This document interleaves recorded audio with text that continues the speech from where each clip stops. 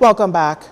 The murder count in the Bahamas climbed another notch on Saturday when a man believed to be in his mid-30s was chased and shot to death by two gun-wielding culprits.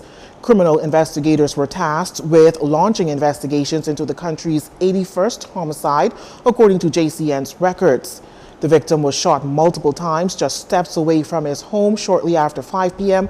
between Robinson Road and Palm Tree Avenue on 1st Street, Coconut the Grove. Police Press Liaison Officer Chief Superintendent Chrislyn Skippings was on the scene and gave reporters these details. We're on a scene where yet another young man has lost his life as a result of gun violence. Information is that sometime around 5:20 this afternoon, the victim was standing on 1st Street in front of his residence when a small silver Japanese vehicle pulled up.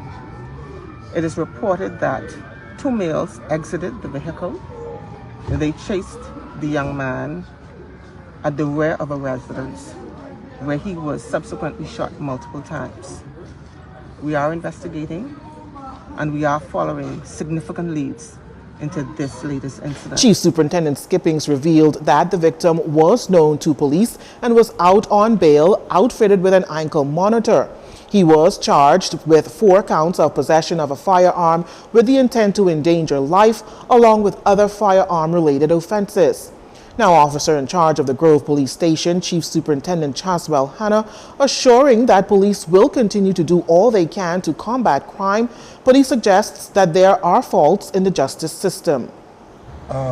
This is another clear example of the boldness and intent on persons who refuse to abide by the law.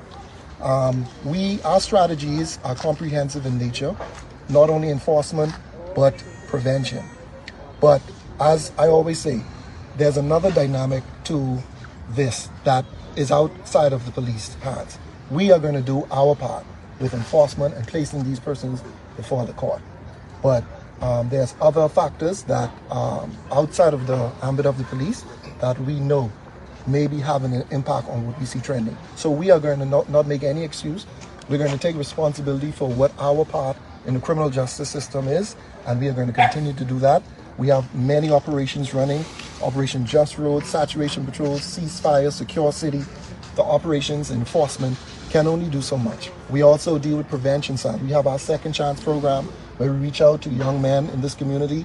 Now, if you have any information about this latest homicide or any other incident, police are asking you to contact the Criminal Investigations Department at 502-9975 or 6 or 502-9991 through 3.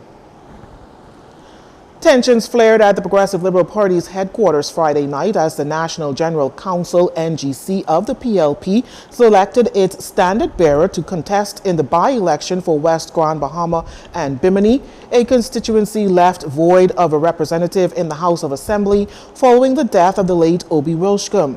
Hoping to clinch the nomination was former Cabinet Minister and PLP MP Shane Gibson. However, Kingsley Smith, Chief Passport Officer and former FNM who joined the PLP in 2020, was ratified. His selection and announcement came amidst high tension among PLP supporters waiting on the outside of the party's headquarters, a number of whom chanted their preferred candidate. Mr. Smith, in response to some supporters being disappointed that their candidate was not selected, said it was a democratic process. Well, now it's time. The election is very near, and so we must get on the ground as quickly as possible. We need to mobilize. The other parties were on the ground already working. We have much work to do, and you will see in the next few days the party coming together, mobilizing, and, so to speak, get the victory.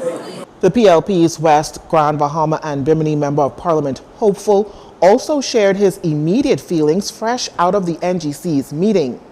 It makes me feel no way. That happens. Everybody have their horse in the race, high emotions, high tension, and when they calm down and simmer down and understand what the party and what the PLP is all about, we will galvanize, unite, come together for one common goal. All right, and that's victory. as the PLP's choice to run in a constituency represented by the late PLP Cabinet Minister Wilshcombe, who died unexpectedly on September 25th, Mr. Smith spoke to honoring the life and work of the late MP. Well, like I always say, Obi Wilsham's shoes is one that should not be filled. You know, like when you hang a jersey on a rafter, you put those shoes on the side, and then you try to walk in your own shoes. But however, he would have started some stuff in the constituency, and so we must continue that. All right, we're not going to let his legacy die. We're going to continue on what left in place, and we'll enhance and make our community a much better and economic place to live. Following the selection of Mr. Smith, many of West Grand Bahama and Bimini PLP supporters who gathered at the headquarters were visibly irate at the NGC's choice, chanting, "Brave, got to go." Well, the party is united despite the noise in the market, and the first cohort of 50 Bahamian eye patients accompanied by the country's Health and Wellness Minister, Dr. Michael Darville, are in Cuba. The cohort left the country Friday afternoon to take part in groundbreaking cataract and retinal surgeries.